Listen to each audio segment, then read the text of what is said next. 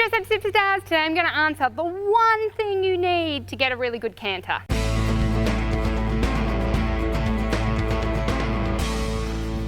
Okay, so what is the one step for a good canter? So most people might say, I'd love to know, is this a good canter? Is this a good canter? And the answer is no. Why? Because it's not in the correct rhythm. I mean, there was a couple of good rhythmical steps, but it kind of went slow, then it went fast. And if you look at the hind leg, when I do it badly, whoa, what's the hind leg doing? Nearly trotting, okay? So the first step, or the only step to a really good canter is an active hind leg. Now, how do you get an active hind leg? If you ride the canter forward, woo, the hind leg is now active, but what's happened to him? He's become strung out, he's become long, and he's not collected and engaged.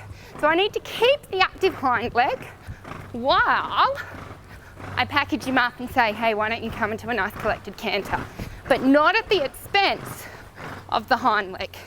And as long as I keep him going, yeah, no, don't let him suck behind. Yeah, come forward. Yeah, come forward. Good boy. But it's a real balancing act, because if ever I stop riding the hind and just say, oh, okay, now you're in collected canter, what do those hind legs do? They start almost trotting. So I have to keep the hind leg going while I collect. And that's what you've got to think about in your canter.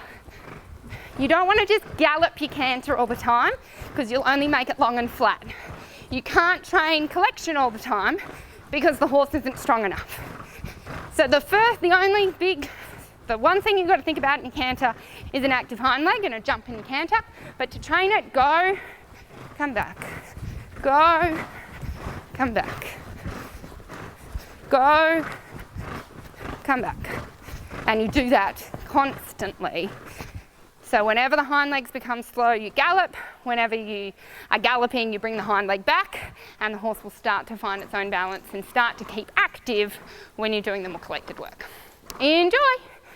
So trust that helps. Remember, if you guys need any help with steps, procedures, strategies, recipes, how do you do A, how do you do B, how do you do C, I've got a free training class that tells you all about creating a dressage system that works for you.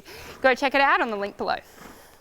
Today's episode gave you huge value. I would love to invite you to a free class I've created for you to help you look and feel like a Grand Prix dressage rider in as little as 3 rides per week. Don't worry if you don't have a good enough horse. In secret number 1, I'll tell you why that doesn't even matter. I'll tell you how to do it in only 3 rides, and I'll also tell you the secret you need to know to make sure you're doing in your riding to accelerate your results and get you to the next level. I can't wait to have you on the class. It's completely free, my gift to you. Click on the link to sign up.